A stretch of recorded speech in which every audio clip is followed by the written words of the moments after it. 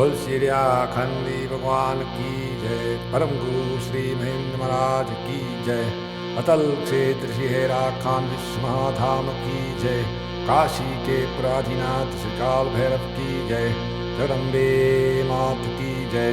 हेराखंडेश्वरी मात की जय। बजरंग बली की जय। सनातन धर्म की जय। धर्म की जय हो, धर्म का नाश हो, प्राणियों में सद्भावन हो, विश्व का कल्याण हो। गौतमी गंगे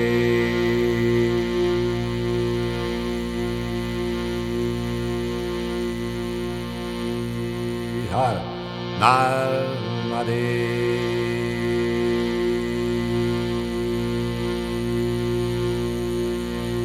हर शंकरे. Anyway, I followed his instruction. I went down this little alley and knocked on the door. And this moment changed my life. Muni Raj opened the door, and he was Babaji's main devotee, a total saint. And he was wearing white, and he was glowing. And I thought, this is the most peaceful being I've ever met in my whole life. So this saint named Muni Raj opened the door, and I was astonished. I was really astonished how pure he was and how peaceful he was, and I was just in love at first sight with this energy he had. And then he kind of put his hands over my aura and he said, "You may go." Well, I didn't even know what that meant. Well, anyway, so I found out that we had to walk up the riverbed, and it was 3 or 4 hours, and we had to go through the river, and I had my backpack, and I was always falling in the river, but I was excited, so I didn't care. And finally, then, I arrived at Herakhan Babaji's ashram, and there was 108 steps going up to his ashram, and I was at the base of these steps, and I suddenly had so much energy, even though I was hiking through the river and falling, and it didn't matter. I was so excited, and I kind of ran up these steps, and then somebody pulled my skirt and they said, "Hey, you're supposed to pranam to the Guru," which means, bow. And I said, "Well, where is he?" And they said, so I turned around, and there was this guy sitting there who looked like a farmer. He had a gunny sack on and straw hanging out of his mouth. I said, "It can't be my Guru, because I want a Guru who's wearing satin robes and satin turbans, and this is not my picture of, really what I had in mind." And so anyway, I, of course, bowed to him. And later, I figured out he greeted me like a farmer, because I was raised by farmers. So he deliberately played this game with me. And he always played the fashion game with me because I like fashion. So anyway, I bowed to him, and he said, "You go to your room and take a rest." So I went to my room, and all of a sudden I had another test. Thousands of flies went on my body. And I kept going like this, and they wouldn't go off. And I said, "Oh no, I can't stand this. This is too much. I can't make it here." So I had a weak moment, But then I looked around, and there was no flies on anybody else. So it became kind of hysterical, and I laid down right there and rebirthed myself. And I started breathing and breathing and breathing, and the flies went away. So I think I passed that test. So I went to my room, and I had no idea what was going on because we had no preparation at that time. So what happened was, the bells were ringing, and I knew it was time for the evening temple.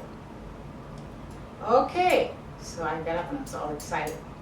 But I was told you can't go in the temple if you have your menstrual period. I was so happy that it wasn't my time. But at that moment, I started my menstrual period. I had a breakthrough bleeding. Oh no, this can't be happening. I came thousands of miles, and now I can't go in the temple, and I was really upset. So I ran to Leonard, the founder of Rebirth Day. I said, "What do I do?" He said, "Don't ask me, I've got my own problems here." So nobody was helping me. So I sat down and I thought, okay, I am going to come up with a plan. So I came up with this plan. I am going to sit outside the temple. That way I'm not breaking the rules, and that way I won't feel left out. And I'll just sit outside and I'll hear the music and I'll be okay. All right, so that was my plan. Then suddenly Babaji comes out from his room, and he is wearing the exact clothes of my fantasy, a satin robe and a satin turban. And he picked up the robe and he threw it like this around him, and he looked at me with such a look that I fell over. And he was, far away. I was hitting the ground, literally fell on the ground. And as I was hitting the ground, I said, "Are you really going to go through with that daring plan?" He said, "Yes, I'm going to do it anyway," even though he's knocked me over. So anyway, everybody went to the temple, and they started chanting, and I'm sitting out there. I was proud of myself that I had enough self-esteem, right? So everybody's chanting and chanting and chanting, and suddenly Babaji yells, "Stop!" And he points to me, and he goes like this. I said, "Oh my God, he knows it's not my real menstrual period. He's going to let me in." And I was thrilled, that my plan had worked. So I rushed in and sat down. I was so proud of myself, right? A lot of pride. So then everybody's chanting and chanting and chanting, and he said, "Stop!" And he looked right at me. And Leonard had said to me, "You think you're so smart, Sondra? Babaji's going to have your case in 1 second." And that is exactly what happened. So Babaji said, "Are you a man or a woman?" I said, "I am a woman." And then he said, "Over there." I was sitting with the men. I didn't even realize that the men were separate and the women were separate, and I'm sitting with the men, which is my birth trauma, so he had my case in 1 second. And, I was supposed to be a boy. So he was nailing me like that. I said, "I am a woman." He said, "Over there." And I was so embarrassed because he kept calling on me, and he was processing me, and I didn't know what to expect. So anyway, we're chanting and chanting, and he goes, "Stop!" And I go, "Oh no, he's gonna say something else to me. I can't take it." And then he threw out a few girls and told them to go somewhere and to the Dooney. And I didn't know what the Dooney was. So at the end, we were supposed to, bring a gift. So I didn't have much money, so I bought this candle that was very special, and when you light it, it makes colors all over the room, and I was wanting him to put this in his room so he could have all these colors, And everybody's giving him a gift, and he's giving the gifts away like he doesn't need all these gifts.